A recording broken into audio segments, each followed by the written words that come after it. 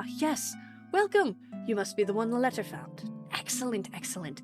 Now that we're together, allow me to introduce myself properly. I am the Archivist, collector and caretaker of all the wondrous stories that take place in this vast multiverse. I will not bore you with such details, as I can see you've come for something more exciting. You've come for a story, and I know right where to start. So come, have a seat by the fire, and travel with me now to the land of Umaria. Now, in order to understand where we find ourselves, we must first travel back a few days. It is late autumn in the world of Umaria. The year is 1124 post-creation, and the air is thick with unease. Forces greater than mortal kind have started to show their hand, and a thick plague has started ravaging the lands. An oracle group known as the Order of the Golden Thread is heading an expedition north, hoping to gain answers from their gods as to the evil's source.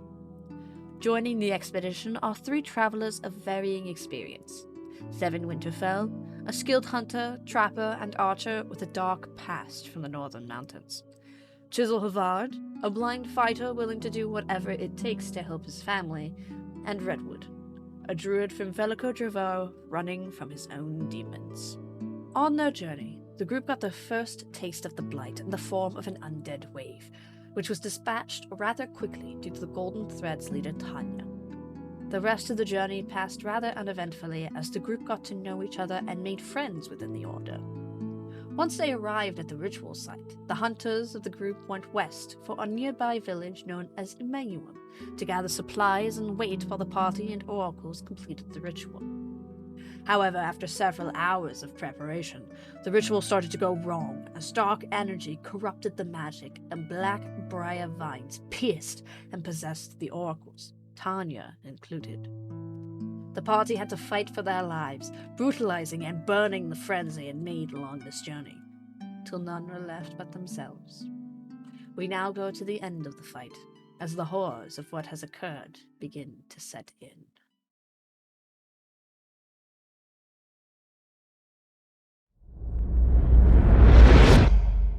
Redwood. You are sitting up against a rock. One of the several large stones are boulders placed around the circle of the ritual site. The carvings are rough on your back, but you care very little as your breathing has quickened, short, and your vision begins to fade around its edges to black. I'm going to need you to make me a wisdom saving throw.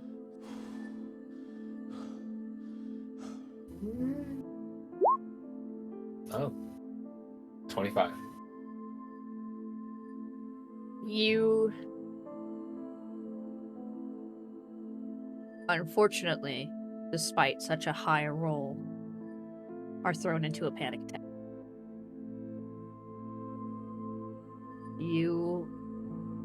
This is a condition.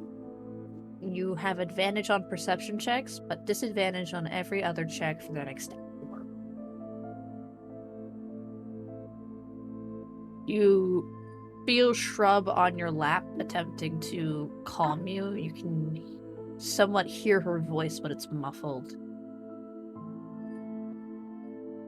You feel the cold press of her nose on your cheek as she tries to get your attention.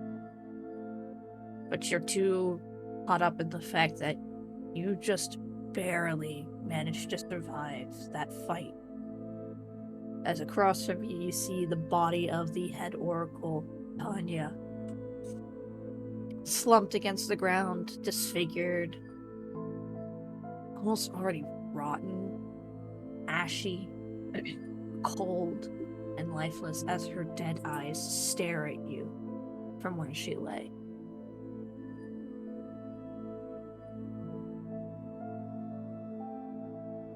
What is everybody else doing? Thevin is quickly searching the surrounding area if there's any more danger around as he draws his bow and arrow. If there is none, he will then gonna go over to check on Redwood, because during the previous battle, he did take a lot of damage from them zombos. If you would like to sort of take a look around, I will either need perception or investigation checks. That's a 22 in perception. For perception, you realize in this moment that the noise that had suddenly gone away during the fight and before the fight, the silence of the lack of birds and insects that would normally be surrounding a place as what used to be vibrant as this, has returned. If you would like, you may make a nature check on this. All right. 15. It is very easy to point out for you as a hunter, someone who has spent his entire life sort of gathering the patterns of wildlife, of birds, of creatures of prey or predator, that this isn't noise of jovial creatures being alive and excited for another day or doing, what they do. It is noise of panic and of fear. You hear the anxious flapping of birds' wings as they fly off. You hear even insects seem to be terrified. Devin kind of says under his breath, "Okay, not sure if I should take that as a good sign that nature and the creatures are responding appropriately, or a bad one." Anywho, looks over to Redwood and runs over. "Oi, hey, Redwood, you okay there, lad?" Redwood really doesn't respond. His eyes are very, very distant. He's gazing at the dirt ahead of him. He's digging his fingers into the edge of his robe over his right arm as he just sort of sits there, his back leaning into the stone. Devin brings his hand in front of Redwood's face and does a few snaps. "Oi!" Dreb looks up to you and goes, "Just give him a minute." Fine. Stands up, flips over to Chisel. "Oi, Chisel, how you doing over there?" What? I'm okay. Chisel, I need you to roll me an insight check on yourself. I'm okay. You're pretty sure you're fine. You're pretty sure you're fine. What was this now? Evan, you realize in that moment that you're suddenly feeling slightly sick, and when you look down at yourself, you remember the claw attacks, the scratching into your chest, the sudden rotting and disgusting feeling of your flesh just turning into this disgusting mess of what it used to be, almost like that of a corpse. Ah, bloody hell. Devin's gonna take a sit down and I'm gonna cast Cure Wounds on myself to see if I can stop that.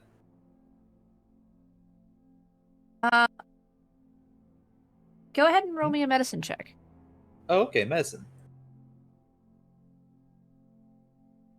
Mod 20. Very nice. So you cast cure wounds on yourself. And what does Steven's magic exactly look like? I imagine at base it has this nature green-esque to it, but it also has on its edges a kind of purple light. You gently caress your hands over the injury. the slashing going diagonally across your chest. You notice very quickly. Now, you've cleaned a few injuries from yourself before. God. You often get into tussles with animals that, don't like the idea of being hunted by someone else. Mm-hmm. And so cleaning up claw marks or scratches and things like that isn't foreign to you. But this is different. You notice that, yes, you managed to heal yourself enough that you feel fine. But it's very clear that the necrotic damage that you had taken is going to take a little bit more than just a cure wounds to heal. Maybe time or some other sort of cure, but just casting that magic isn't going to do it right out the gate. Alright. That's gonna suck for a while. Alright, lads. Let's take inventory, yeah? The sharper noise, right? What is going to sit up and breathe in a little. Yeah. Miss. Survival. Yes. Yes. Well, right now we're seem to be outside of the survival times right now. I mean, there's no immediate danger, which is good. And the critters are still, freaking out, but that's natural, normal. Redwood. Shrub is going to kind of press herself into your chest, provide pressure there to force you to slow your breathing. I will allow you to make one more wisdom saving throw with advantage. Remembering everything that you know. You press yourself against the cold of the stone. You do everything in your power to relax your muscles as much as you can. Taking those slower, deeper breaths. And finally, the feeling of panic fades into one of exhaustion. Your injuries are there. You're tired. Your mind is now officially fried. But you're no longer in that state of panic.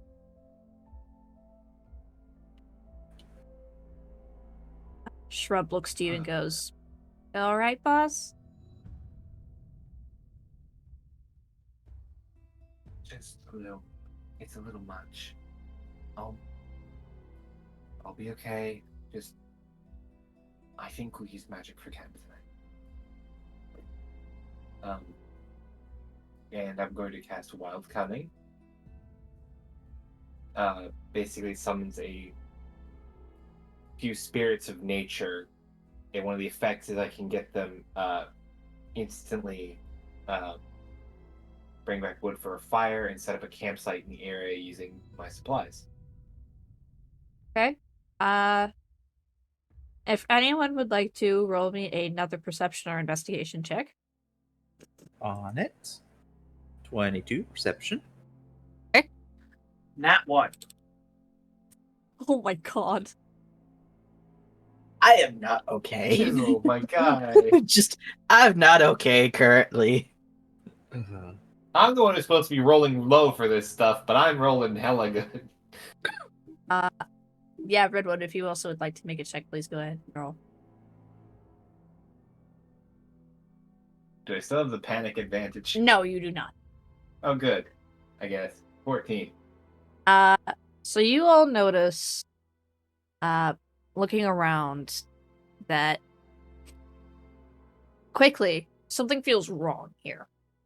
Other than, the corpses that had been eviscerated and the oracles that were supposed to be alive by the end of this are now dead.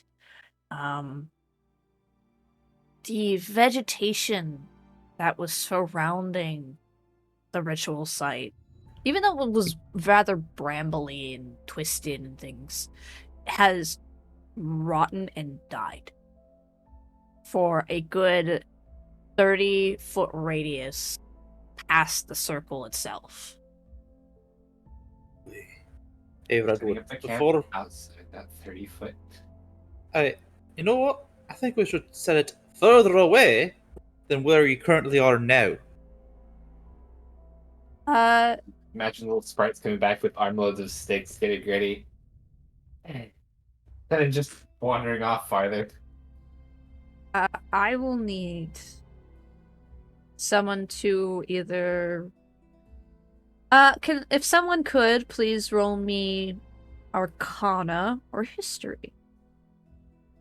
I can roll history if no one has a higher arcana than 4. I got a have zero to one. each. It's up to you guys. I have one in both. I will roll history. Okay. 12. So, Chisel. Upon sort of being told of this radius of rotten plants and of the sort of feeling of uncanniness around the area, you think back onto some of the things that the oracles had mentioned along your journey about the ritual site. You remember the head oracle had stated that the area itself had been blessed with divine magic. The magic itself having been placed during the rise of the Blight.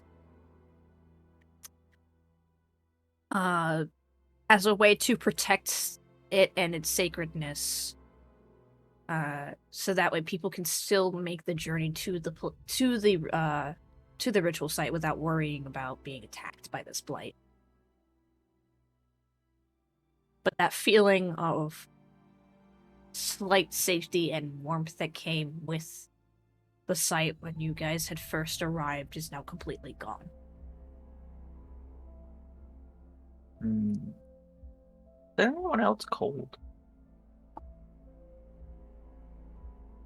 Brother, I we're prefer both the from the cold. north. That's the problem. Again, if anyone would like to make an Arcana check upon Chisel saying this, you may. 11. And We are not rolling good today. You're not except my wisdom saves, which is the most screwed up thing. entirely Yeah, at a 9 plus You're- 5 plus. entirely sure what Chisel is talking about. You think it's fine. But you do know that it's not safe to stay. We need Right. one night.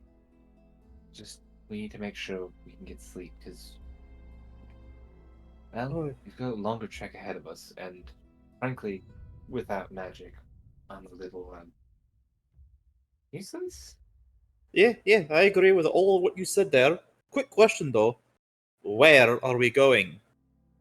Rub Well, peeks up and sniffs the air.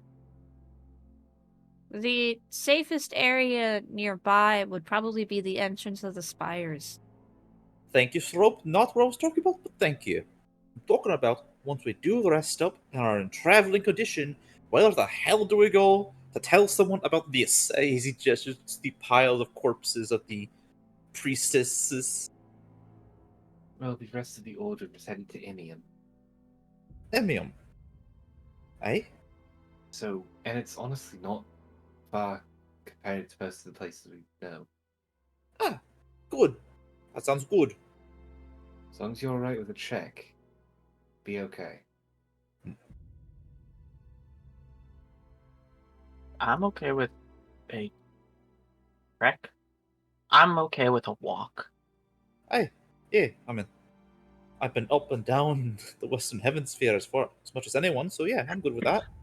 Honestly, we might be counting on you a little bit, Thevin, because you're more the hunter type. Ah, yeah, no problem. I can be useful. You're blind, Chisel. He's very handy up close, but with things Oh. lurking in the forest, we need an archer. Aye. You have your strengths, my friend. Sight is not one of them. And politeness is not one of yours. Ah, what's a little gentle ribbing? After all, you almost died in the night, and you gotta laugh it off. Shrub immediately goes, "Can we leave? I don't like it here." It's cold. Aye, alright. Shrub quickly goes, "Oh, if we are going to bring back news of the Oracle's deaths, we should probably grab something off of them to make sure it doesn't look like we killed them. I mean, we did, Aye. but you know what I mean." Oh, yeah. They attacked us first. I'll find something. As Steven just goes knee-high into the gore and searching for something that can be good proof. That's so gross. Okay, roll me an investigation check. Alright. I would like That's a to nat help. 1. You Oh. don't find it's- shit. May I make one? Yes, you may make an With investigation the check. help action. Modified 20. Okay, so you start helping. Seven at first just takes like a single glance at these Like a bodies and glance. just goes, "Yep, I don't see shit." But you Chisel, you approach, and you actually, because of your lack of sight, spend a little bit more meticulous time searching. And along with Fumbling through corpse. Seven's help, you find in the head oracle's amulet, and you quickly and carefully take it off of her and store it away within your pack. It feels heavy in your hand due to the fact that it's a mixture of stone and bone that had been made into this amulet. Stone that feels rather familiar to you, but you store it away. May I make a history check on the stone? Sure, go ahead. I have advantage. Well, would I have advantage due to my background? Before I click on anything. I'd say yeah. 22. You feel the weight of the stone, you feel its texture, the grooves, the carvings that make up the symbols within the stone. And while it's not the expertise of your family, it's definitely made by someone who knows their stuff. It is made with a steady hand, the stone itself being a sort of marble. It has a soft smoothness to it, somewhat grainy. That feels comforting in your hands. I am actually going to slip it on and slip it underneath my shirt. Okay. You slip Because it while on. yes, it's not from home. It reminds Chisel a lot of home.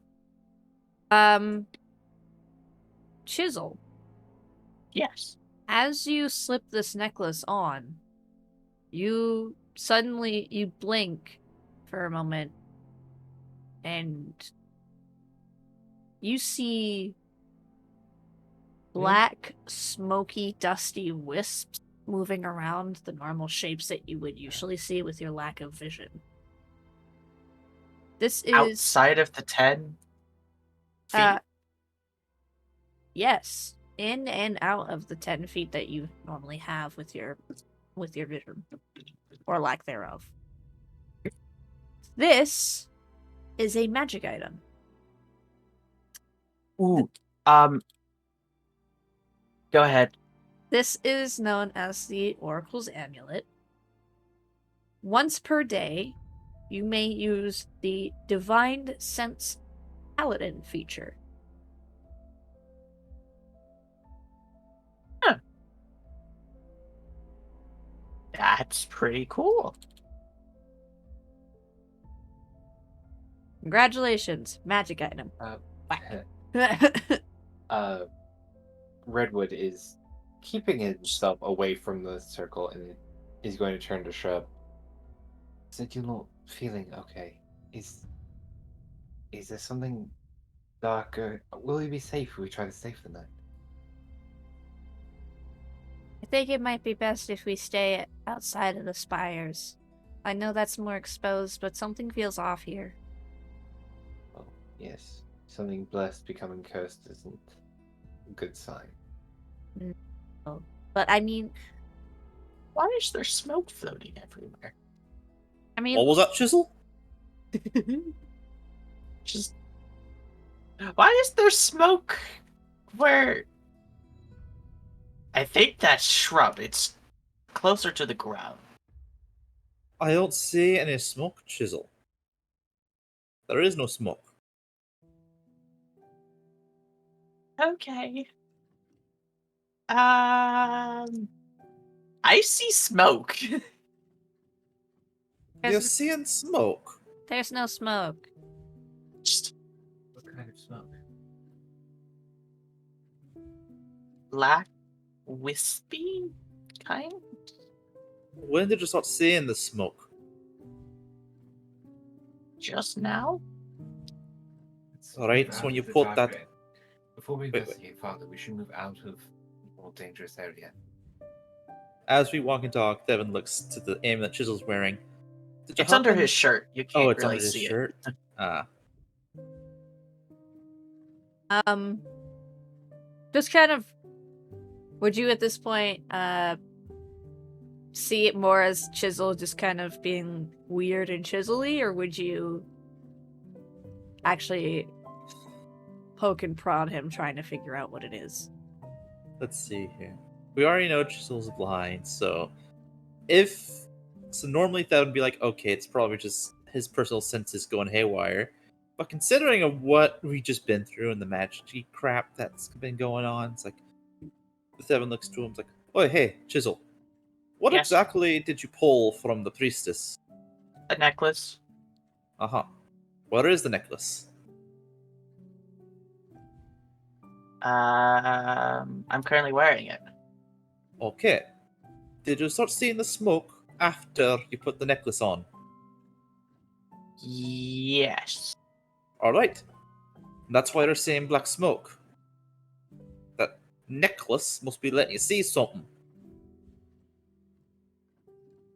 I will. This is so weird. I will say, Chisel, that this necklace, because you are the one who picked it up, and the fact that you are also pretty blind, and your vision is pretty impaired, you also get an additional feature.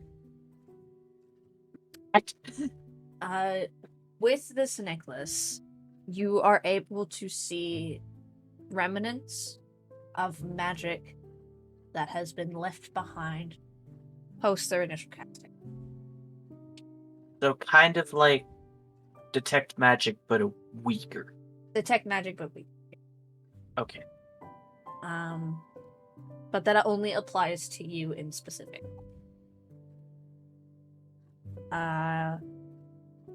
As you guys continue moving through, it doesn't take you long to reach the exit of the spires. You are once again within the valley end of the Greenlit Hills. And, Devin, roll me a perception check. Mm-hmm. 21. You notice around that the moment that you step out of the spires, the uncanny, dark, cold feeling that you initially had is now gone. Devin takes like a nice deep breath as if breathing in fresh air after a while. Oh, that is so much better. It's also almost as if the sort of area itself has also gotten brighter, and when you turn around, you see fog is beginning to roil in into the spires. There's like a natural darkness to the area itself. And then you look to your left, and you see the single bison that was left behind with you guys when the huntress departed. Devin goes to the bison and like, It is pat- it is dead. Ah, It is dead and rotten, similarly to the oracles. I see. Devin Kind of had with his hands on his hips, look at the bison, look at the ritual spot. Well, good news, lads. This thing ain't subtle, whatever the hell it is. I will also say with a 21 perception check, actually roll me a survival check. Okay. 19. You look around. Yes, this thing is affected similarly to how the oracles were. But you also look around and see the vegetation not only is dead and withered nearby, but there's also something odd about it. You look and you try and think. You look at the plants and you suddenly have a moment. Black. Flash, blood, or darkness, fear, pain, panic, adrenaline. Moments. Flashing, night sky, liquid, blood, crimson, red, flowing freely. And then you flash back to yourself. Immediately shaking his head, grabbing it with one hand. It's like, oh, calm down, Seven. The plants have this weird black spots of blight on them. It's not a simple wither. If you would like, roll a history check. All right. 16. You're not sure exactly why it feels familiar to you, but it does. And it makes you uncomfortable. Are you right, Evan? Yeah. Just, I'm gonna take a sample of this. Maybe someone smarter than us knows what to do with it, or can analyze it or something. As he rummages through his things and grabs some wrapping paper, taking the flower and sealing it in there tightly. You seal it away, packing it for someone else later to look at. And then you notice there are frantic human footsteps moving around the brush. They're not yours. And they're definitely not the oracles. Can I figure out where they end up going? You say they're frantic, so I imagine they're all around the place, but do they eventually trail off into a certain direction? I'll say with that 19 survival from before, you see that, yes, it is indeed moving off in a direction, in a crooked, sort of in the direction you're facing, a crooked southward direction. And they suddenly stop into a set of brush that is sort of off to your left. There might be some more undead from here walking heading south. I will say that these footsteps are too quick for them to be undead. Oh, okay. So scratching that, looking at it. Hey, guys, there might have been a survivor. We should find them. Yeah. Unfortunate, they're heading south. I think where we're going is to the northwest? First we need to head south, because there is a large body of water. Oh, that makes things easier then. Then yeah, let's see if we can find whoever ran off. As Seven begins. Chisel, as they're speaking, roll me a perception check. And because this is something involved in your hearing, you may roll it with advantage. 14. Thank God you got that advantage. It wouldn't matter if I had that advantage. It would still been, well, actually... Well, Yeah, thank God this it was in sight. Yeah. So, You kind of zone them out a bit as the two of them begin to converse over whatever it is that they're conversing over.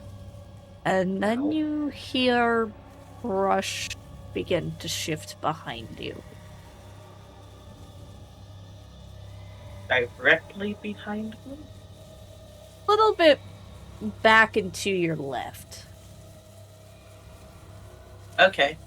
I am going to turn around and use that Paladin Divine Sense. I don't know what Divine Sense does. I've never You're played able to Paladin. detect any celestial fiend or undead within like 60 feet.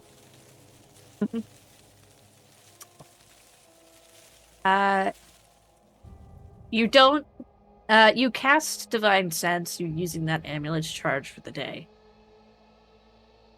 You, however, do not get any sense of any of those creatures in the area.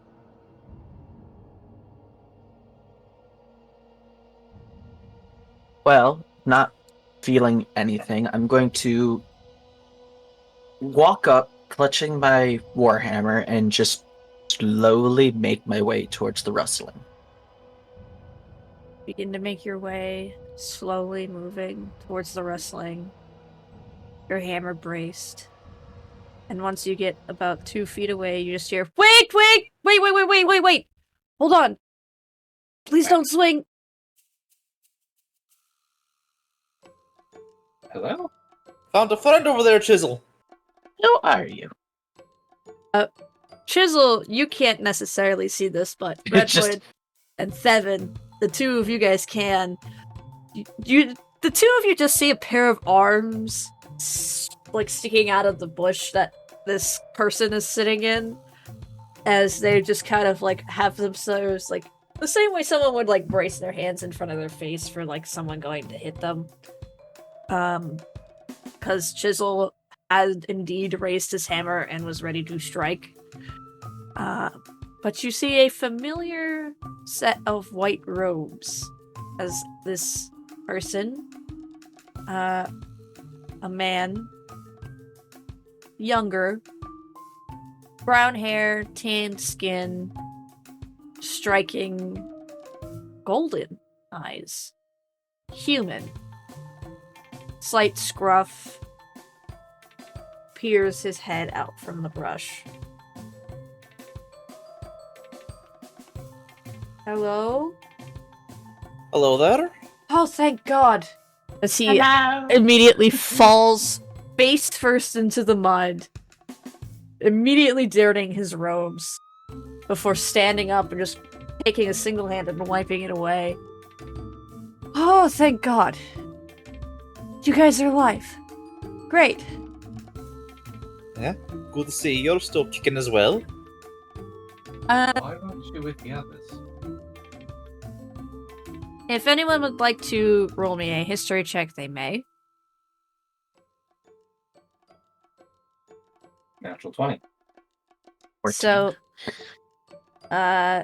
Seven, you don't exactly recall this guy entirely. Chisel and Redwood, on the other hand, you both realize that this is actually a individual by the name of, have the name written down. Right. Of Nuntus. Nuntius. Nuntius. Nuntius is the head oracle's apprentice. He had been journeying with you to this ritual site. Wait. Serious? What? I thought you split up with the other group. Why are you back here?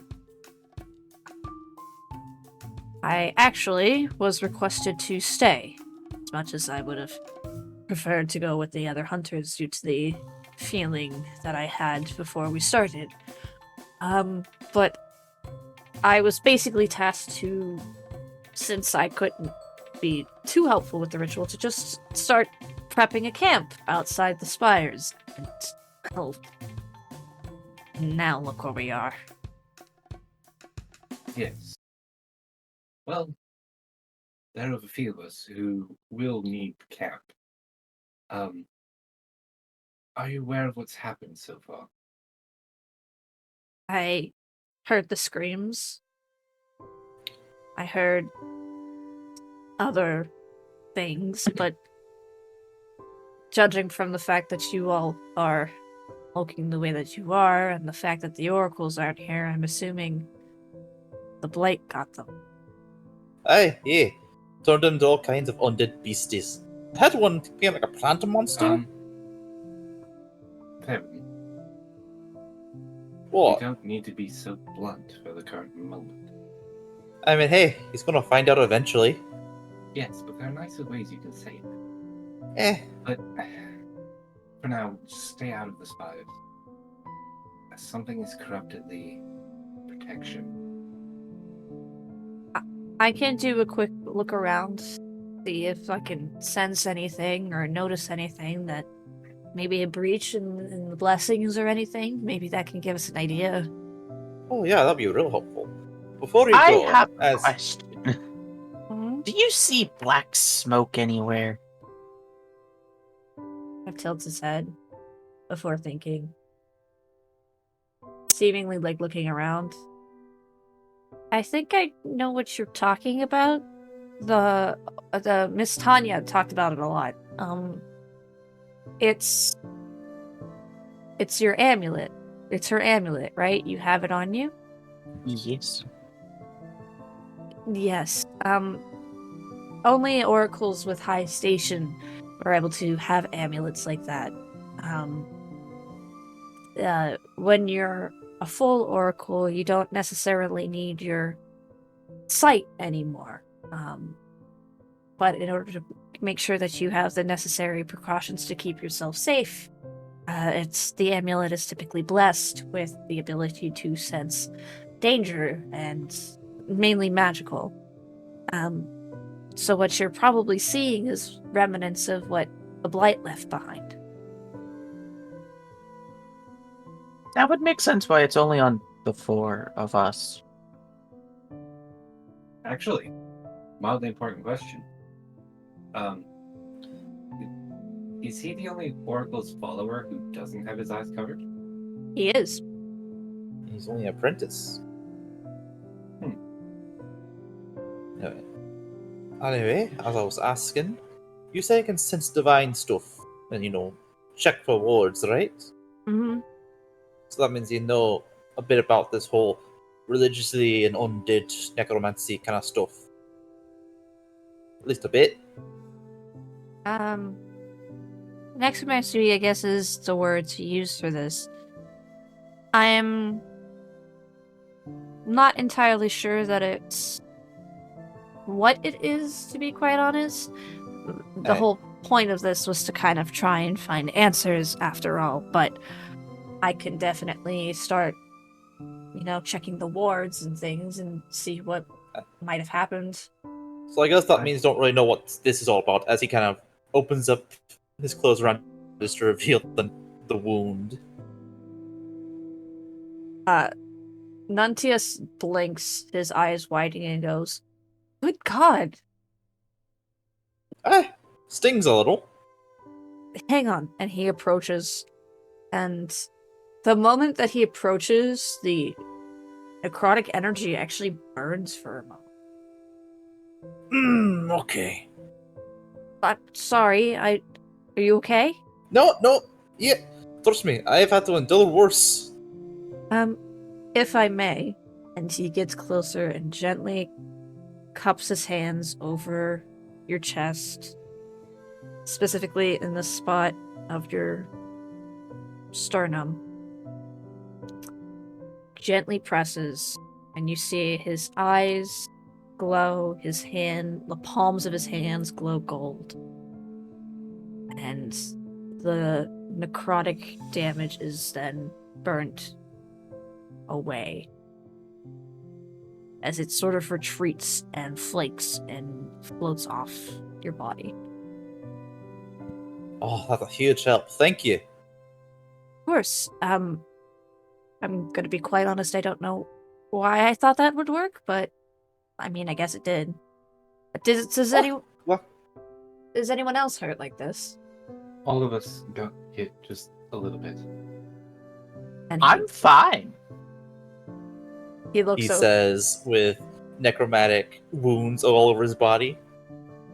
Nuntius goes to each of you, including Shrub, does the same thing that they did to Thevin, and presses his hands gently on your sternums and rids the necrotic damage away.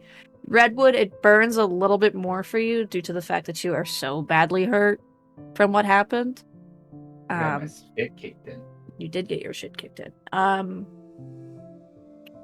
But he presses, and eventually he looks a little bit tired after doing such magic, but goes, okay, that should do it for now. All you guys need to do is rest. So,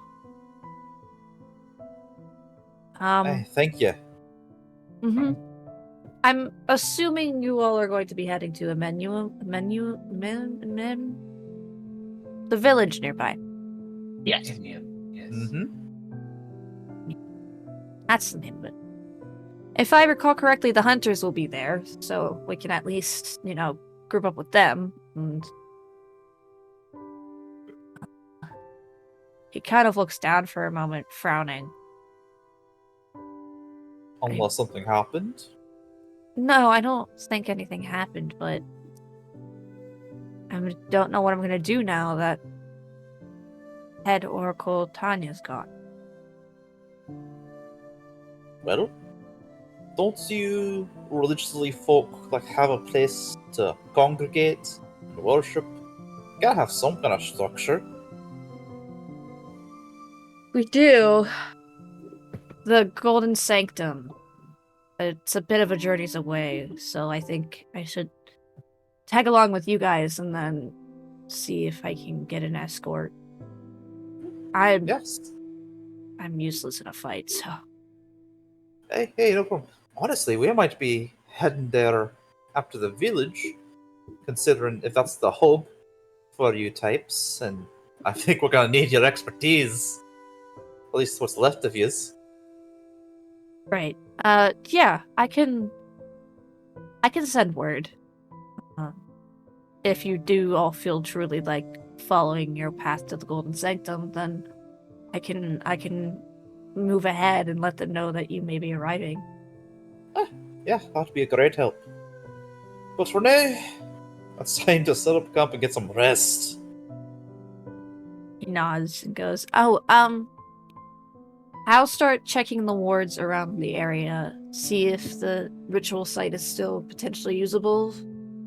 Okay. I prefer to come with you, just for safety. Seven puts a hand on Redwood's shoulders. You set yourself, lad. You're low on magic. Let me go. I'll keep an eye on him. Well, the hunter. Just Aye. be careful. Mm-hmm. Rob looks over to you, Redwood, and goes, "Do you want me to go with them just in case?" It might be helpful. She nods and begins trotting alongside the the oracle and goes, "He's so scrawny." And Nuntius looks down at Shrub and goes, Hey, calm down. She's with us. As Devin then leans down, picks her up like a puppy, and I kind of whispers to her, he is kind of scrawny. I think he's more of the nerdy type. Hasn't been living in the woods like Redwood has. You guys know I can hear you, right? I said he whispers this. I'm aware. I'm very well aware. You're also standing next to him. That is Quiet forest. that is true. Shrub All the cards Slowly attached puts against you. Shrub down. Shrub just is like, "You did that to yourself," and starts walking. Show up and eavesdropping. The oracle just sighs. He begins moving a little bit closer into the spires and begins chanting. Words flowing freely from him as he has his hands raised and his palms and the tips of his fingers glow slightly as he begins to move around the ritual site. This will take a good bit of time due to the area that he needs to encircle. So while Thevin goes with Nuntius, Chisel and Redwood, what are you two doing? Sleep. Sleep? Not even gonna set up a camp, just fall over and sleep? Can I use that? Well, I guess I have one more spell slot, 2 more spell slots before I fall asleep, so I will use the Wild Cunning to get them to move the stuff back over from where we initially set up camp here. You hear an exasperated sigh, very small, very high pitched, as one of the spirits begins gathering once again the materials that you request and begins helping set up camp. Thank you. Luckily, it doesn't look like it's going to rain, so you are free to sleep out in the open, giving them a little less work than if it was going to. A fire is promptly lit. Whatever rations and other materials you would like to have prepared is prepared through the spirits. And by the time that is all set and done, you are free to lay out on whatever sort of bedding that you may have. As they promptly disappear.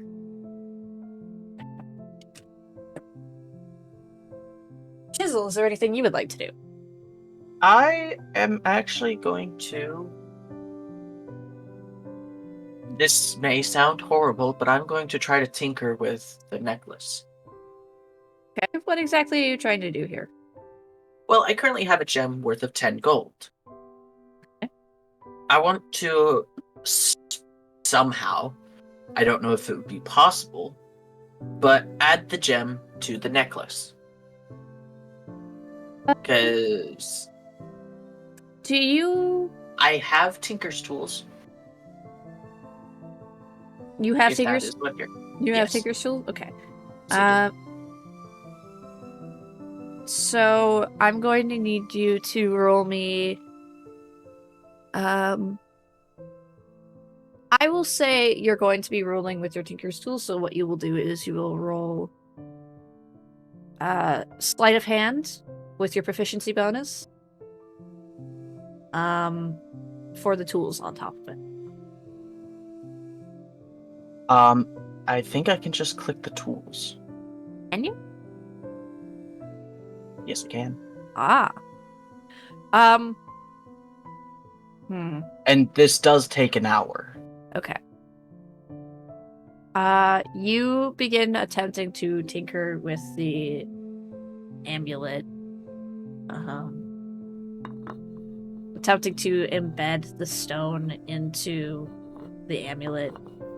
And unfortunately, the slab of stone is a little too thick for you to properly carve into it. With the gemstone, so you don't make any headway. You did roll a 5. I did roll a 5. I'm not complaining about that. Well, seeing that I can't do what I wanted to do, I am going to try to pester Redwood to see what he would want to do with the gem. The gem or the amulet? Gem. Okay.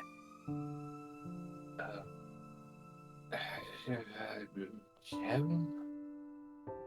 Yes, just Chisel's currently just holding like an onyx in his hand. Yes, gem. We could use it for trade later. I mean, we could. It's just not worth a lot, is it? Well, is it magic? No. We can get a normal amount of price. We can get normal trade value off of it. Well, if it's not magical, we can probably get a good trade value off of it. We need supplies.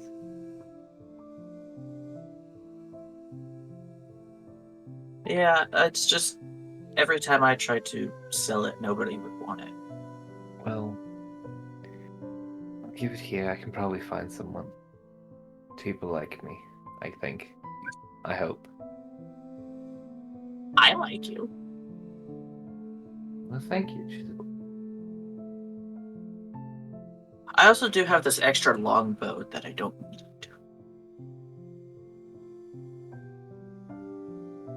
Fantastic. I know.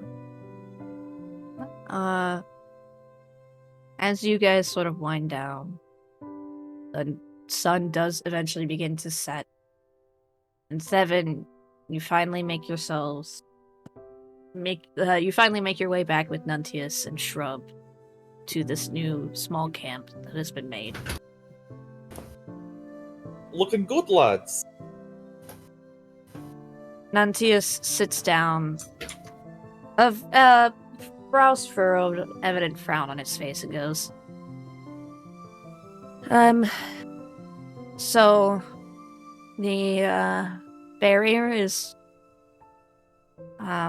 completely destroyed. There is no remnants of the magic that had blessed it before left.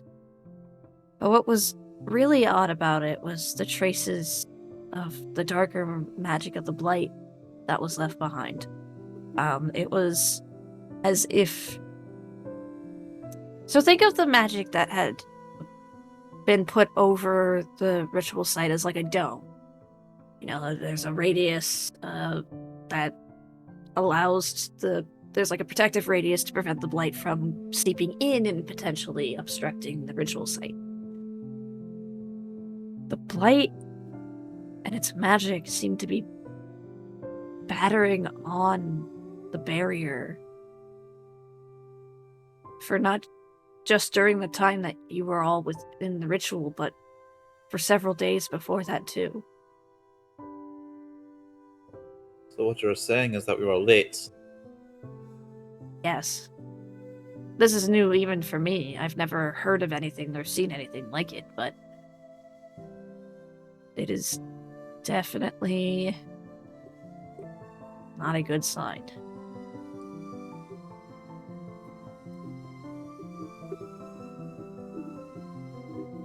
But we're out of the spires. We're out of its radius. We'll be okay for the night. Anywho, if one of you wants to go ahead and take the first watch, should only be about 4 hours, then I'll take your place. I'll do it. Yeah, okay. I'll stay up with Chisel. Me and Shrub got this. Shrub Nope, I don't trust either of you alone. just kind of whispers, I also don't feel entirely comfortable watching with just Chisel. Yeah, well, I can stay awake. Nuntius frowns and goes, Redwood, you look a little rough though. You should probably sleep.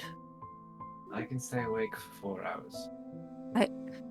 I can be up with the two of them if it's really a concern.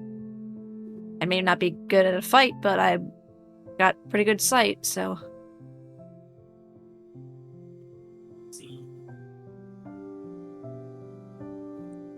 Okay.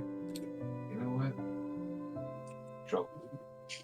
Make sure Shrub doesn't run off, start any small fires.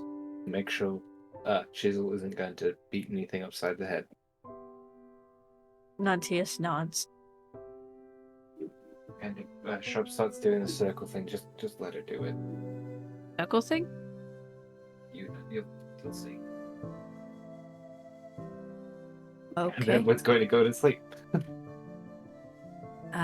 Redwood, you are very quick to fall asleep. Seven, do you quickly follow after him? Oh, as soon as someone said they're going to take watch with Chisel and Shrub, he already entered his trance. Oh, he's gone. Okay, great. I will say there will be no perception check needed on Chisel's, Nuntius, or Shrub's part. As it is a very quiet and clear night. Despite the fire that is currently being tended to by Shrub, which Nuntius is fully taken aback by. Nuntius kind of starts staring at the stars.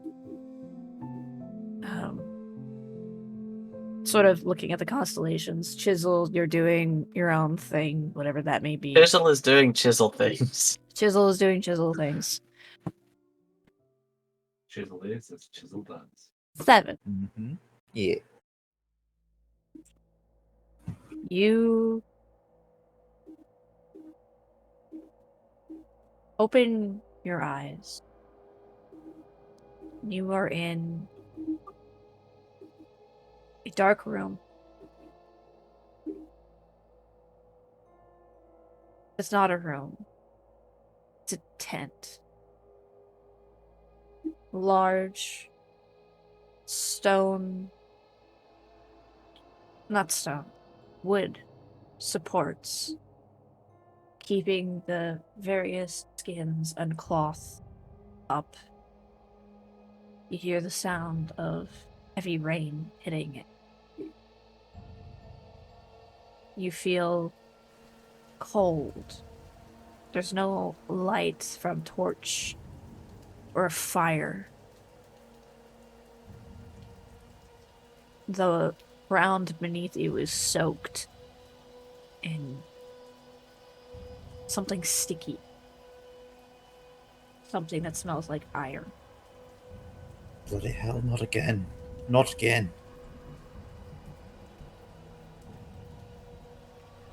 You hear a small child's voice. Evan? What are you No. doing? No, not again. Evan, it's me. I know. Just stay back. Close your eyes. What did you do? It wasn't me. You just hear her repeat. What did you do? A voice. This young girl. It's louder and louder and begins to warp. What did you do? Until finally it's almost deafening. You have to cover your ears. You squeeze your eyes shut. You hear one last, What did you do? awaken by Nuntius, shaking you. Hi. Okay, I'm awake. Are you okay? Oh, yeah. Just a little nightmare, you have them from time to time. Nuntius frowns. Kind of looks around, pats down his attire, pulls out a single cloth, casts Create Water to soak the rag, and hands it to you so you can wipe the sweat off of your brow. Appreciated. As he dabs it. He frowns. It's very clear that he is tired because he's had a long day just as much as you guys had. But he sits next to you and goes, So, do you want to talk about it, or? Talk about what?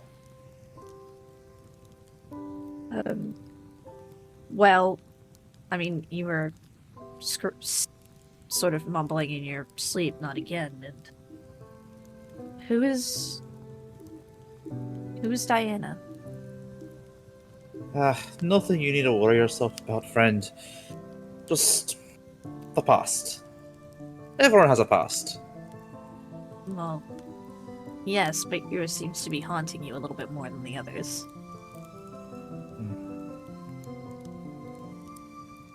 There's already enough darkness in the world. You seem to have a future in it, in terms of what you're gonna have to go through in the coming days. So best not add to it, yeah? Just get some sleep and I'll, as he begins to stretch, take the first watch. Or, I guess, second watch now. Mantius nods. Glint of concern still in his eye, but too tired to argue, and with how stubborn you clearly are, we're gonna let up. So he lets you take watch. Chisel, you do eventually get relieved of your duties. Oi, Chisel, time to go night-night. What? Time to go to bed. Okay. Okay. And Chisel just curls up right where he is. Rob is asleep in the fire like she was on that first night of travel. Redwood, I will say that you have the option to sleep through the entirety of the night if you so wish.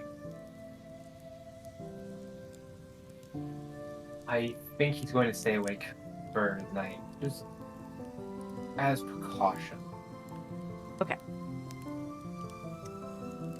So the two of you take your nightly watch. The two of you converse. Do you do anything? Yeah. A little, about an hour or so into the watch, that will begin to do a calm strum of his musical bow and kind of ask Redwood, oh, so, hey, when we first met, you mentioned something about a great tree. You seemed kind of shocked I didn't know about it. Yeah. Forgive me if it seems rather blunt, but I assumed a wood elf would know about the greatest tree in the great forest, the Haven Tree. Yeah, not me. I spent a good portion of my life up north, or at least my childhood, in a single village deep in the woods. Now, in my travels, I have heard this great tree, but I literally know little to nothing about it. Well,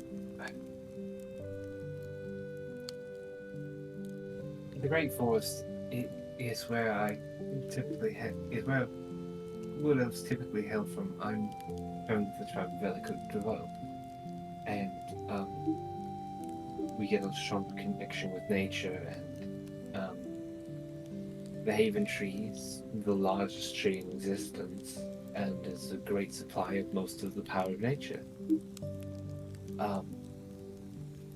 So, yeah, when one of the largest landmarks of your life is not known, it's a little off-putting. Then, thinking about this, still strumming away at the bow.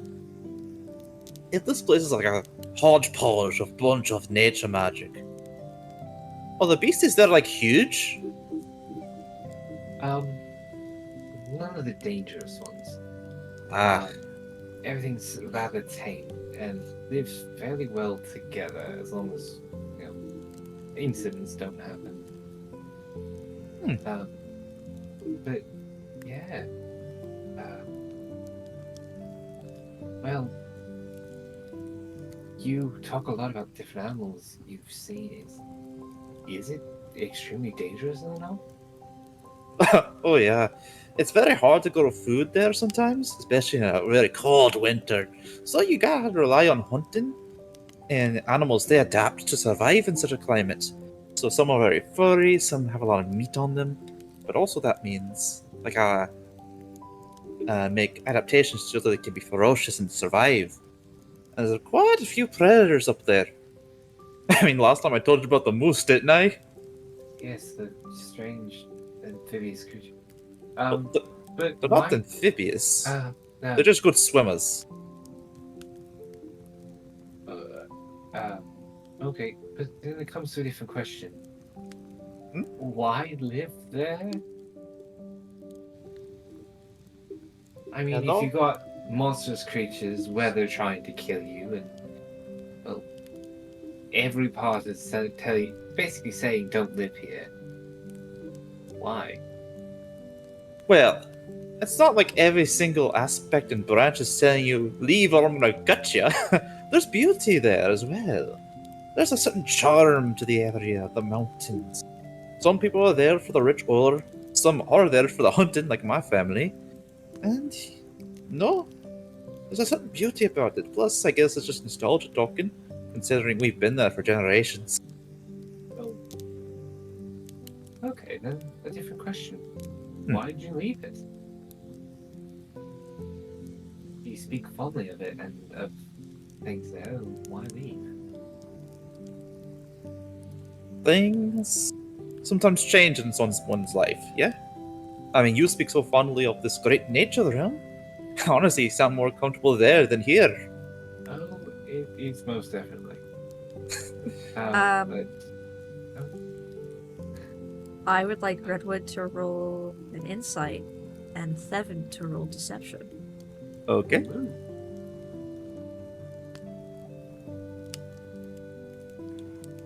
17. 10. Redwood, you get the feeling that Thevin is not telling you the entire truth.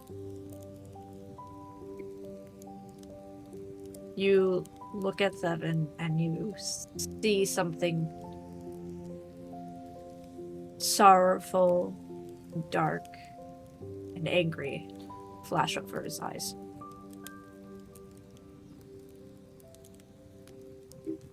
I've known him for 4 days. I'm not prying yet. Yeah, the forest is definitely a much nicer place. But part of the nature balance comes with responsibilities. Mm-hmm. And mine is to travel. I suppose I'm in a similar boat. Casey, But like I said, we all have our callings and pasts. you don't pry. Not my place. Not your place. Okay. Is that all from the two of you, or do you two continue talking throughout the entire night? I think we do talk for a little bit longer. I kind of go on a little bit about the rituals of Velikutrovo. How basically when one of the children has a connection to a out of character, we're calling it a druidic circle. Their mission is to find knowledge across the land and basically do intensive research. Yeah, and Thevin was just following along, posing some questions here and there of a very Thevin nature. That's probably like way over his head in terms of the like spiritual communing with nature stuff Redwood preaches. You kill creatures? Oh, if there's problems. You two continue to connect and bond throughout the night. And I will say you two can add each other's names as part of your allies and organizations tab. Eventually, night cracks, dawn breaks, the sun rises. Shrub has already taken care of putting out the fire with her natural abilities, as quick as one would snap their fingers to extinguish the flame. Nuntius is already awake, gathering what meager possessions he may have. And I assume the rest of you all eventually gather whatever you can for supplies. Yeah, Begin- Thevin would have, as soon as dawn began to break, began packing up whatever he can that wasn't someone else's like, personal belongings. Thevin still walks up like, "Oh, hey, Chisel, time to get up, lad. I. Time to get up, going. We're born in daylight." What? Where's the sun? It's In the south. sky. Thanks. I'm talking about the position. It's early morning. We're getting out before any creatures have time to wake up before us. It's too early for this. Too bad. Nuntius just kind of crouches down next to you and starts poking your cheek. It's too early. We gotta get moving. No. Oi, Chisel, Do you want to be still sleeping around when a zombie comes up from the ground and bites your face off? Honestly, that would just mean I get to have more sleep. Hey, I take the big sleep. hey, Redwood, Yes. roll me a stealth check for Shrub, please. Redwood and Chisel, you both notice. Chisel, you feel it. Redwood, you see it. That Shrub, as she was walking away, had jingled the amulet that Chisel was originally wearing. Chisel, you thought it was just the ground at first, but then you realized that there were small footsteps getting away as Shrub has the amulet between her teeth and goes, "Uh-oh." I am going to whack her with my quarterstaff. Roll to hit. Well, technically it would be my warhammer. Yeah, that insta-hits. Are you trying to do damage here or no? No, just whack. Shrub just goes, Do not steal from a blind man. They will feel it. "Then wake up!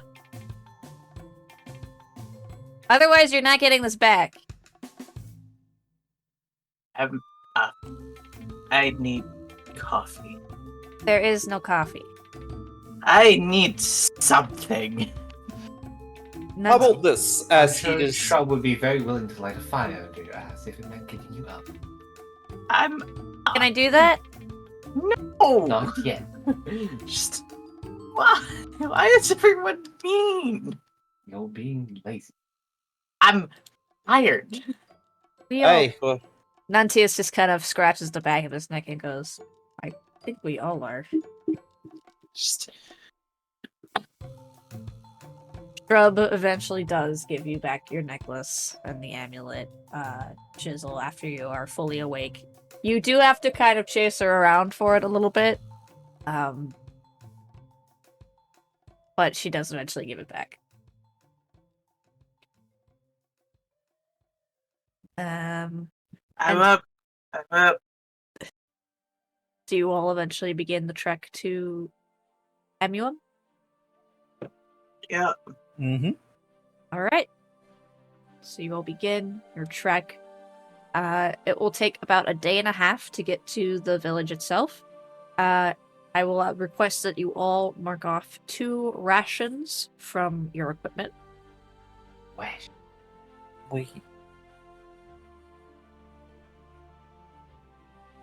I am now under 67 pounds.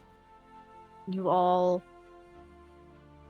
eventually, at around noon on the second day, you arrive to Mayuum.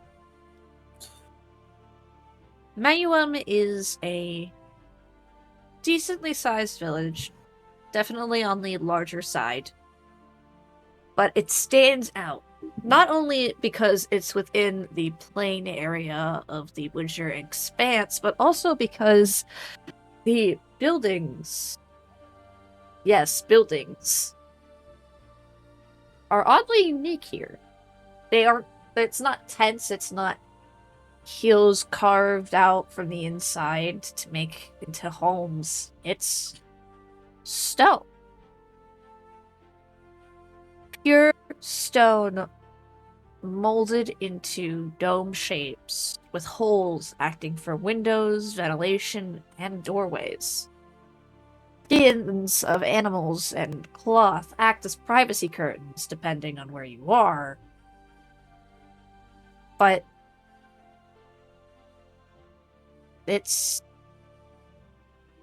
is a properly built area, and surrounding the village for about 3 feet in height is stone walls. Clearly fresher in that they don't look fully eroded yet, but they clearly act as barriers. And at the entrance of these walls stands a stands your group of hunters from before and a new individual. Dark skin, hair dreaded and shaved around the sides and the back of the head, tied into a ponytail. Bright green eyes that stare at each of you. Muscularly built. Skins and things making up their clothing. With a sort of stone tablet-like item acting as a sort of what I could best describe as a belt buckle with intricately carved symbols resting on their waist. Sandals make up their footwear, and a beaded sort of headband wraps around the crown of their head.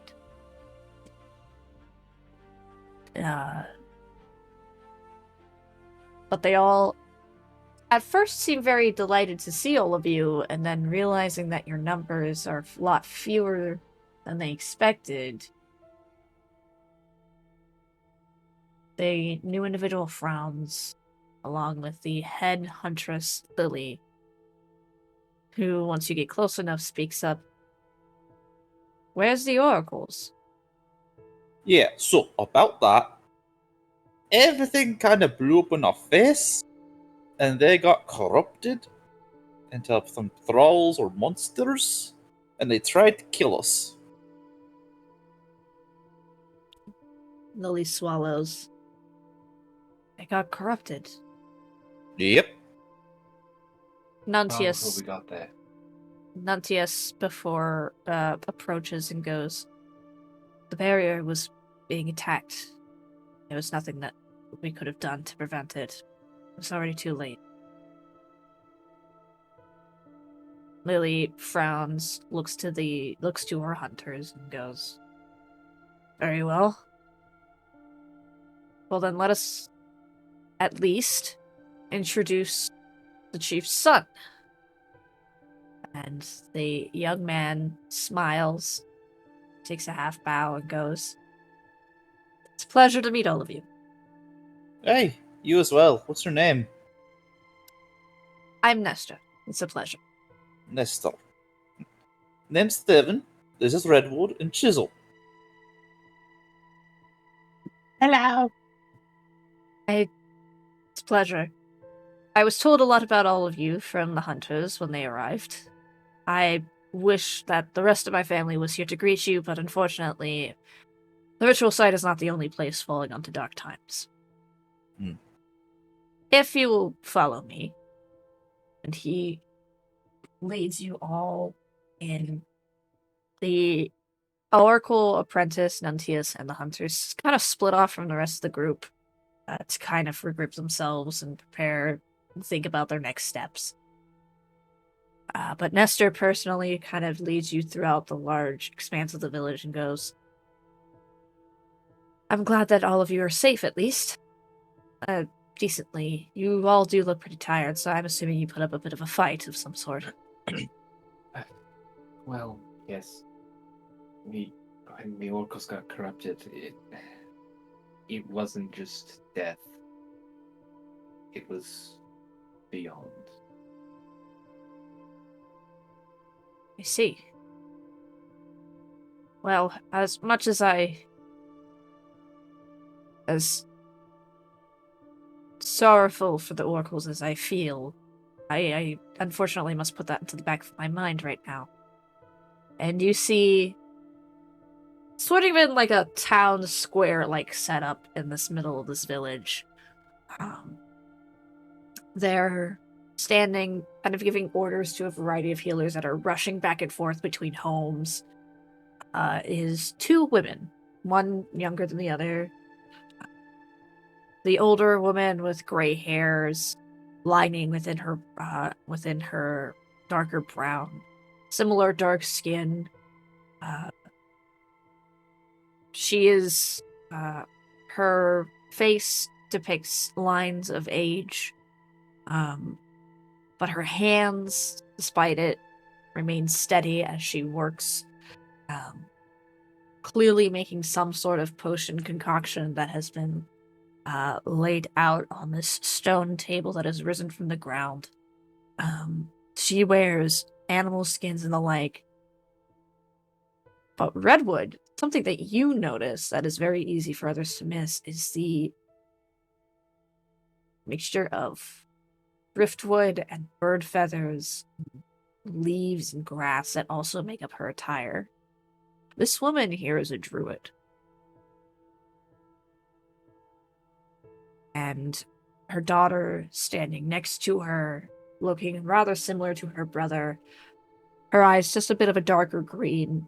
Her hands a little bit more unsteady than her mother's, as she also moves quickly to help and to also give orders to various healers that rush back and forth. And you can very clearly tell through the similar headbands that they all wear. The older woman's a bit more ornate, that these are also family members of the chief. And Nestor shouts to both of them, "Piper, mother, we have guests." And the woman looks up and goes, "Hello. Sorry that we weren't there to greet you at the entrance. It's all right. We weren't expected at this time." Piper looks around and goes, "Mother, why don't you... I can handle things from here. Why don't you go and say hello and greet them?" And the older woman nods and takes a rag and cleans her hands within a small sort of wooden pail of water, wooden bowl with water filled in it, approaching each of you and going, "It's a pleasure to meet all of you. I am Daria." Aye, pleasure. Yes, pleasure, Miss Daria. I'm Chisel. Pleasure to meet you, Chisel. I'm so sorry you caught us at a bad time. Aye, well, what's going on in the world right now? When isn't a bad time? That's fair. Are you all hungry? Are you hurt? Do you need any assistance with anything?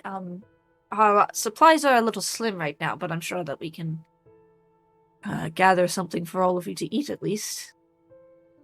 Fred was going to look around the rest of you. I feel supply-wise we'll be okay for now. Wait, quick question. Neither's bakery? We do have someone who bakes, yes? Oh yeah, I would like to speak with them immediately. Of course. And she sort of goes, "Actually, why don't we all go together? A quieter place for us all to speak." Of course. And she leads you all to a larger sort of home slash foodstead. Wooden tables are like wooden slabs have been placed down on the front, but have been are currently empty. And the chiefess pulls the cloth curtain aside, and you all are immediately hit with the smell of bread and other baked goods. As you all step within, and she goes, "Harvard," and a burly voice responds, "Ah, Daria, I wasn't expecting anyone to..." And out from behind a separate wall that kind of divides the... clearly a separate portion of the building from where you all are, a dwarven man approaches. Big burly beard, braided in certain spots with held together with leather cords, his hair tied back into a ponytail, burly arms slightly covered in sweat from working with heat and the like,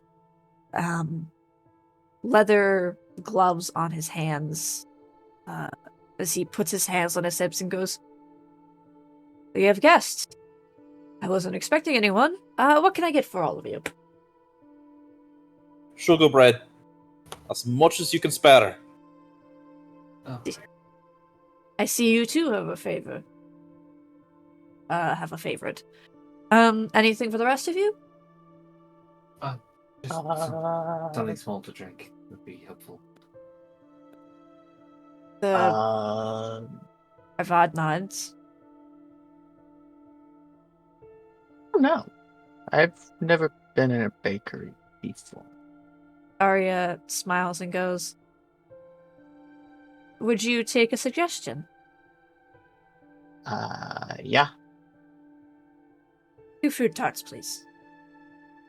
And Havad nods and goes, "Give you a few moments, and that'll be right out for all of you."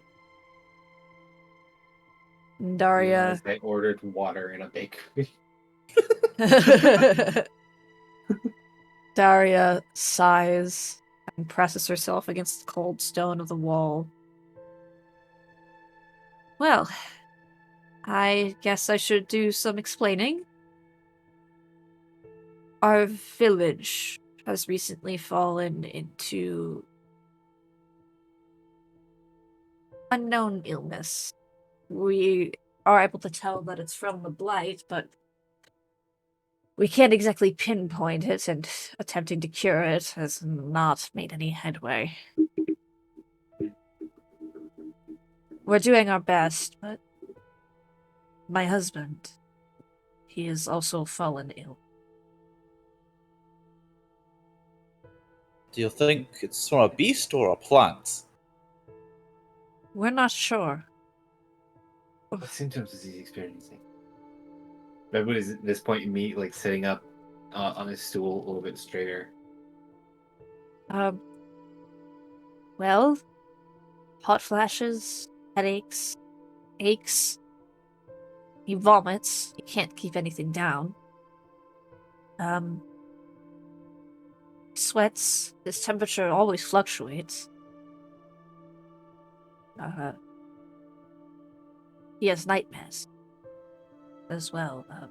Very violent ones as well. Ones when he was a boy. He also sees things when he is awake. She frowns and starts kind of messing with the leather that makes up the sort of wooden driftwood gauntlets around her forearms and goes,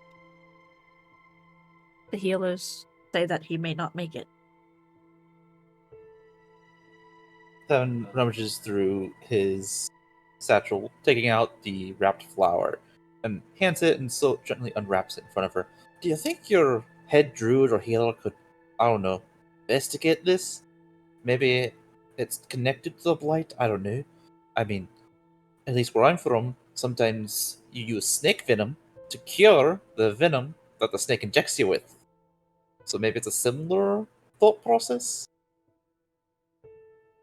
The chiefess tilts her head, gently takes the wrapped up flower from you and places it down on the stone table as Harvad arrives with a small bag, a leather bag for you that has been cinched and tied up, and goes, "Several things of sugar bread for you, good sir." Oh, you're a lifesaver, man! Blessed be you! And he hands you, Redwood, some water, and actually also adds a bit of bread and cheese on the side for you, for at least something for you to eat. Thank you. He nods and then hands you, Chisel, a fruit tart, which is actually a sort of like, it's not the fruit tart that we, expect. It is actually a sort of circular biscuit with a sort of, it's a sugary syrup with a mixture of different fruits and berries. Strawberries, raspberries, with apples. The chiefess's personal one clearly has mixture of pears and peaches on hers that she just kind of leaves to the side for now. As she places the flower down, and you watch as her hands glow a vibrant green. She waves them over the flower in front of her.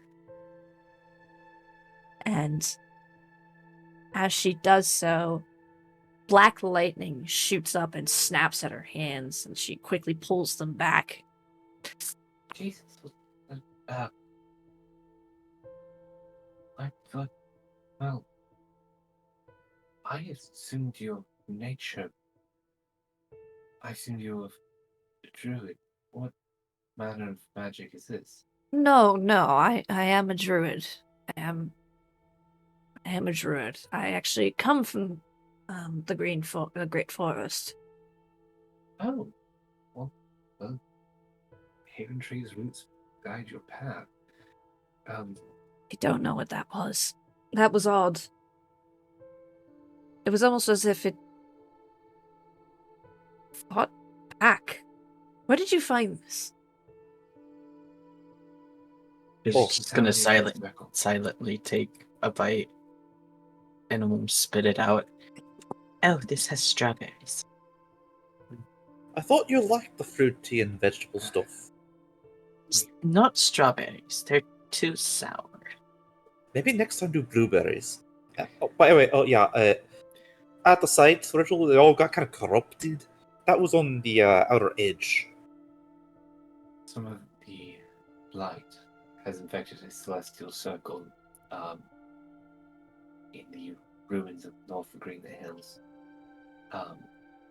And it turned the Oracle into an undead being. If you would allow me, I would like to, from the perspective of one of you, see exactly what happened. I did. Chisel, don't toy with the lass. I've seen it, and I'm fairly familiar with scrying magic, so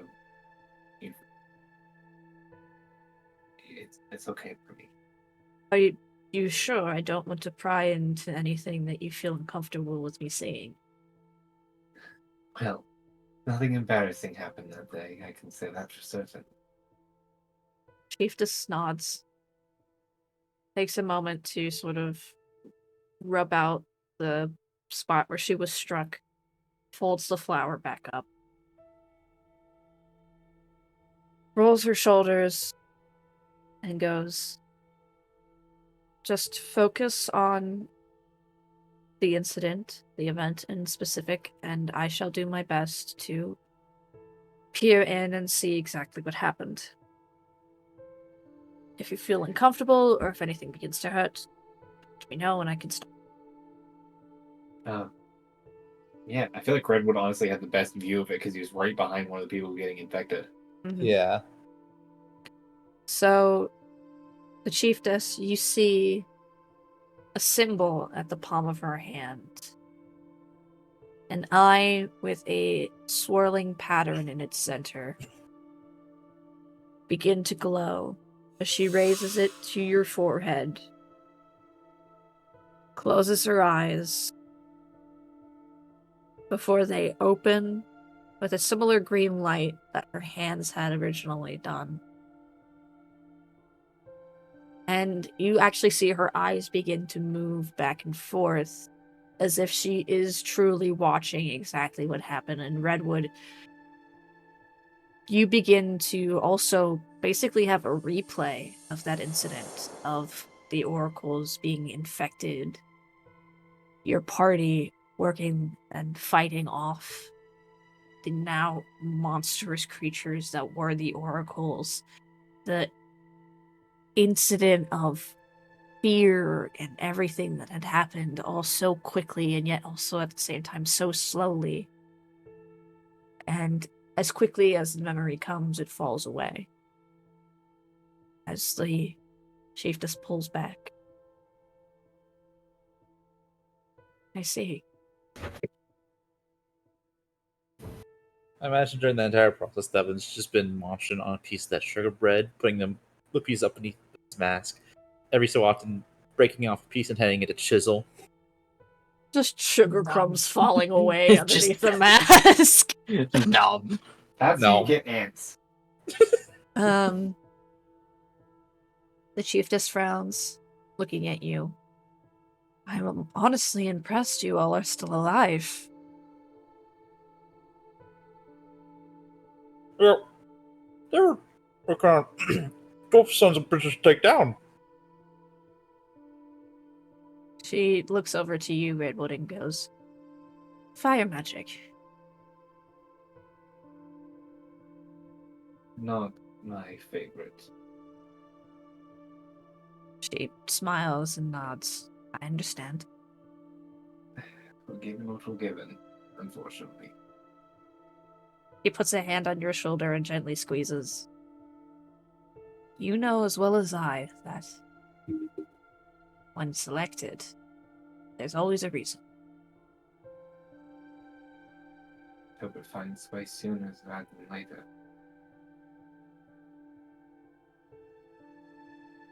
Chief just nods.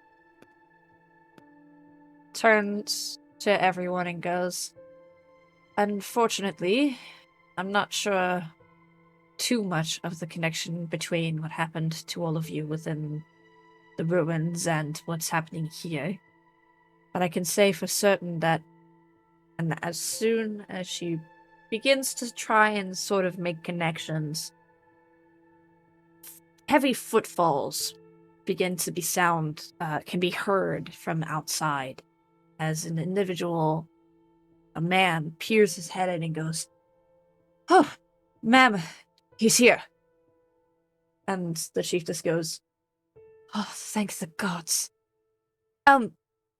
Actually, this is perfect timing. If you all would come with me, we have a new visitor with us."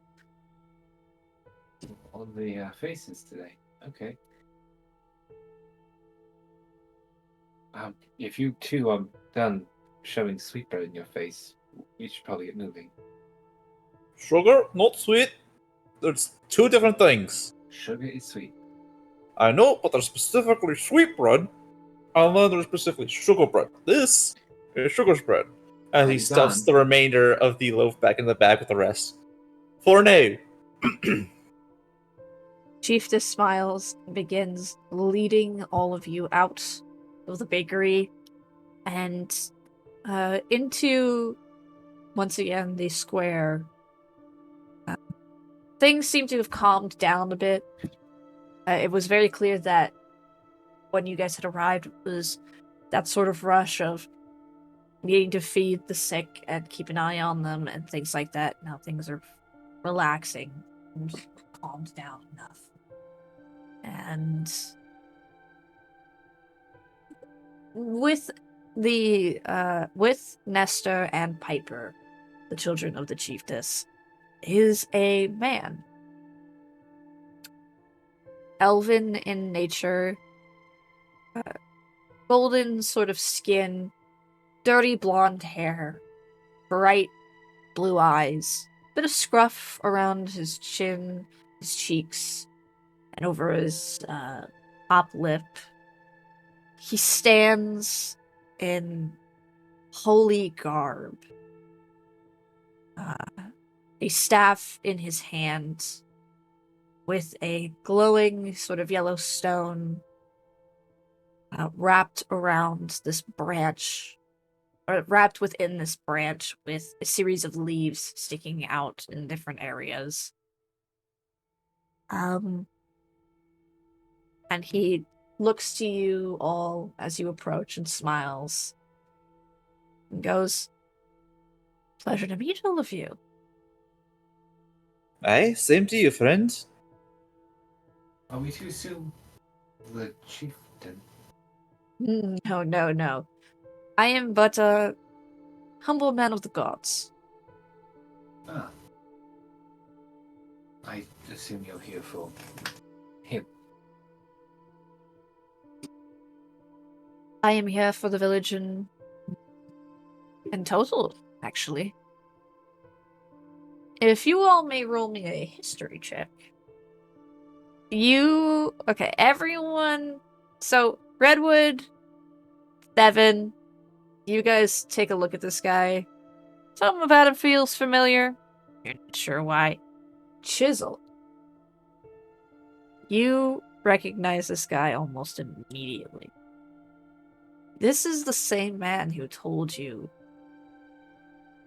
about the main reason that you were moving around and traveling throughout this side of Umaria. This is Ven Kashale, the prodigy cleric of Zethos. He is well known throughout the entire western side of Umaria. He travels, sending word of Zethos, of the gods, healing, doing miracles, and being all around a basically sort of model cleric. He never He is asks. the origin. He never asks for anything in return. When performing his miracles or his healing, and he has arrived here to emulate. And he bows to each of you and goes, "It's a pleasure. My name is Ven Kashale. Hello. I Hey. assume that you are the group that went with the oracles to the ruins." Yep. I'm Thevin, this is Redwood, and this is Chisel. Oh, and Shrub. I actually think I know each of you. I believe we all have met at one point. Oh.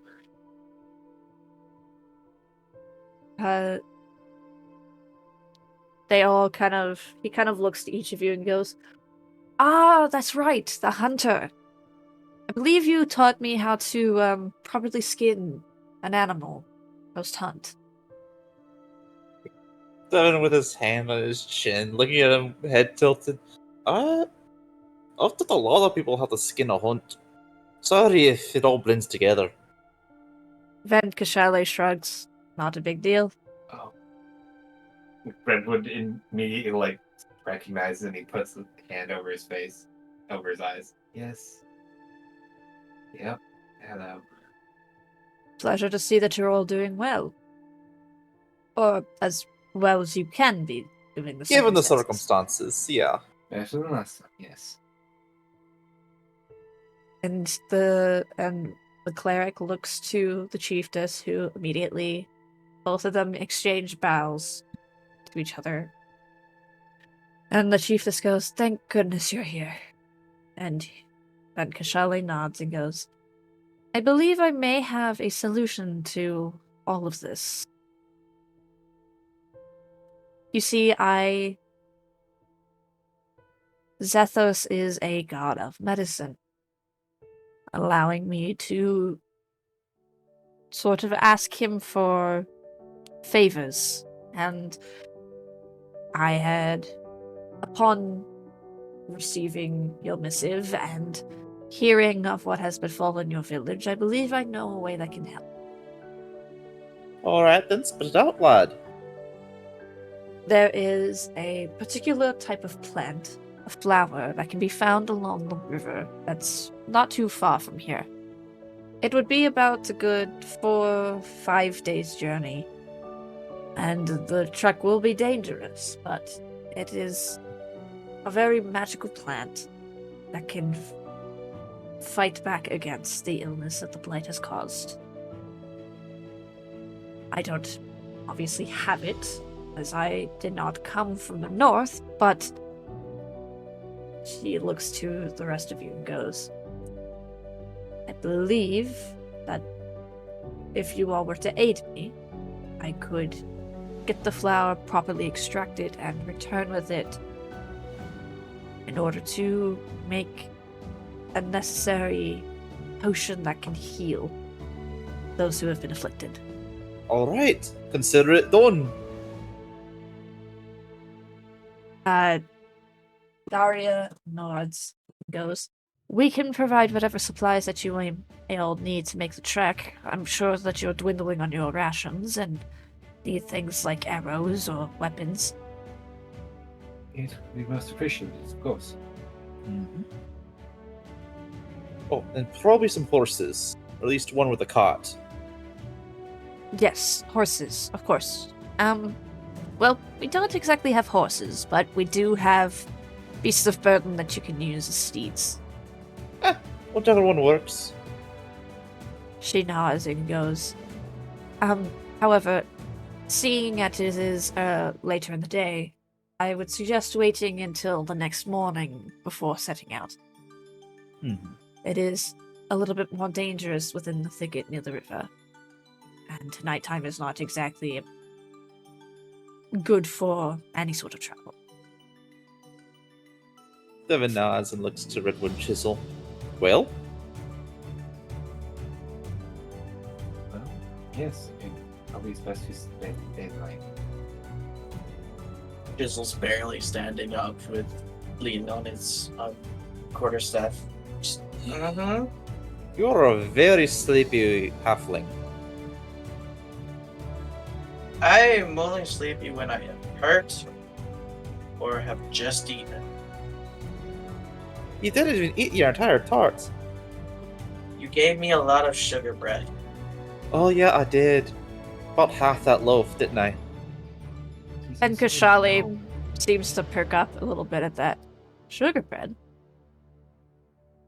Yeah. What about it? I'd rather enjoy sugar bread. What's Mhm. what's with everyone enjoying sugar bread? It is done. Sweet. No, we already went over this. There's a difference between sweet bread and sugar bread. Also, is the food of the gods. Then Kashali just kind of releases a little bit of a sure kind of laugh. Restrained laugh. Yeah. And goes, well, I best begin setting up equipment and things like that for both our return and to spend the night. So it was a pleasure to meet you, Chieftas, and to see all of you again in good health. And then Kashale moves away. And you see the back of his robes actually hold the symbol of Zethos. Because Zethos is not just a god of medicine, you see in a sort of divided in the very center, a symbol of the sun and a crescent moon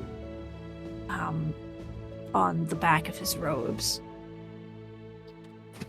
And it is very clear that his robes are very travel worn and things like that, but he moves with a sort of grace and not necessarily pride, but humble sort of aura about him as he moves throughout the village before finding a spot to set up his own sort of temporary home. Okay, so assume you'll help us out with, sleeping quarters? He says to the chiefess. Daria nods and looks over to Piper and Nestor. Piper thinks for a moment and goes, I know just the place, if you'll all follow me. Mm-hmm. And she leads you sort of close to the entrance of the village that you had arrived to. And there is a smaller house, pretty bare, clearly safe for guests who may or may not pop in and out of the village at random times. She opens it and opens the privacy curtain and goes, if there's anything you need, just ask me, my brother, or my mother. We are busy, but guests are still guests. I'm pretty self-sufficient, so you probably won't hear a peep from me. Other my friends, on the other hand. It'll be fine. I appreciate your hospitality. Pipper nods. And before she leaves, actually looks to you, Redwood, and goes, it's rather nice to meet another druid from the Great Forest, by the way. That is my mother. So, it's a pleasure to have you here. And then quickly ducks out. And you just Someone has a crush. you hear Red Shrub go, well, that was interesting. Someone has a crush.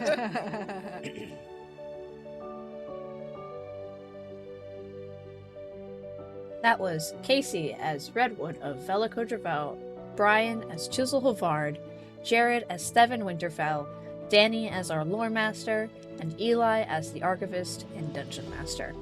If you wish to see more of our content here at 20-Sided Archives, please be sure to like, comment, and subscribe. You can also follow us on Spotify for a podcast version of this episode and more, the link for which is in the description below. Thank you so much for watching.